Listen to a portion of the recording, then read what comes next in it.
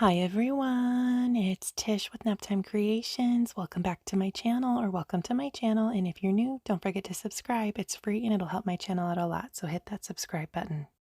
Here's a sneak peek of what we're going to be making today. I'm going to show you guys how you can cast without bubbles and without a pressure pot. This is a dahlia crystal that I made and it has absolutely zero bubbles. I'm going to show you guys step by step how to cast like this and get no bubbles in your finished pieces.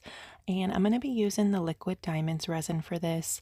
I mixed up my resin off camera just to save time, but if you're new to resin and you want to see a tutorial how to mix your resin, I will link that down below and pin it to the comments. Just scroll down to the comment section and you'll be able to click the link and watch that video.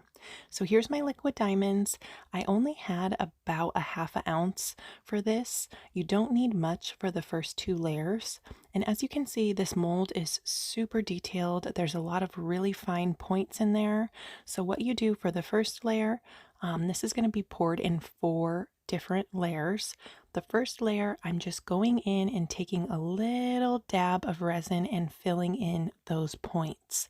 You want to make sure you really take your time and fill those in, and you can use like a plastic spoon for this, but I'm just using this wooden stir stick, and I reuse my stir stick, so that's what you're seeing. That's cured resin on there.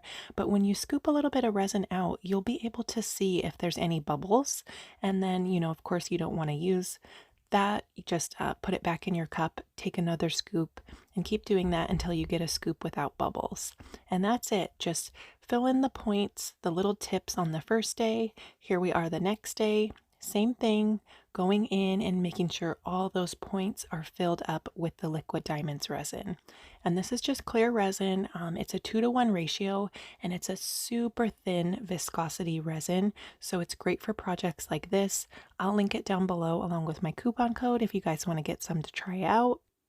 And same thing as day 1, I'm just going in and making sure that those points are all filled in with the clear resin.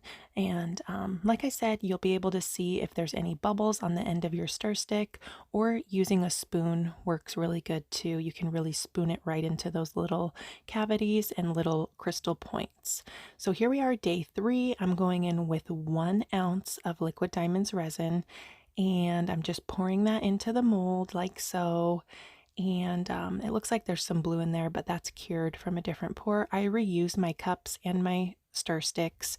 You can do that, just let your resin set up, and then you can use them the next day or the next time you pour.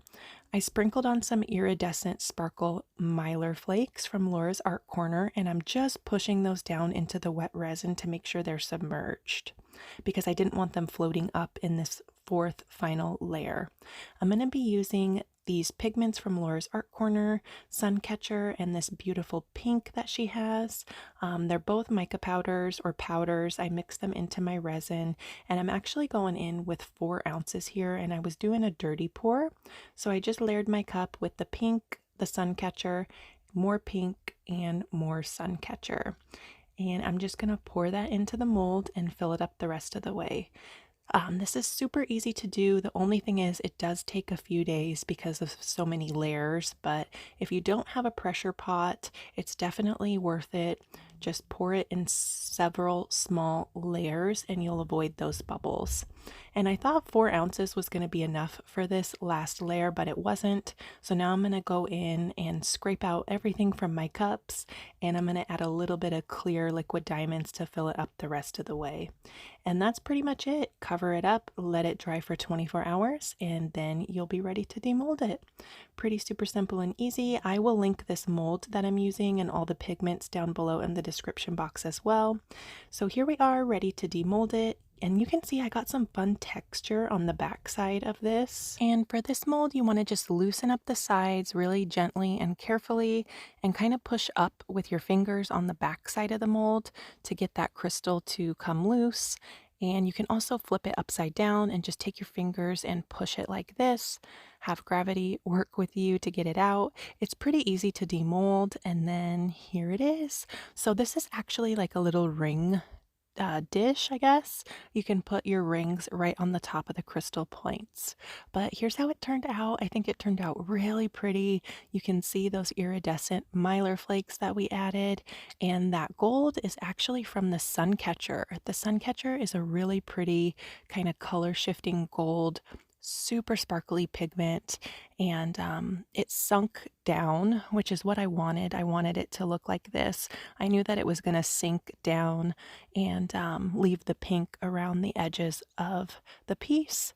Let me know what you guys think down in the comments. Thank you so much for watching this video. I hope you liked it and I hope you found it helpful. So the key to not having bubbles is definitely pouring in several small layers. And as always, I will link all the materials I used down below in the description box, along with any coupon codes that I have. And don't forget to subscribe to my channel if you're not already, and go check out a few more of my other videos. That would really help me out a lot. I will leave a few of my favorites right here at the end card screen. Just click the picture and it'll take you straight to the video. Thanks again for watching. I hope you guys are all doing great, and I will see you soon for another video. Bye guys.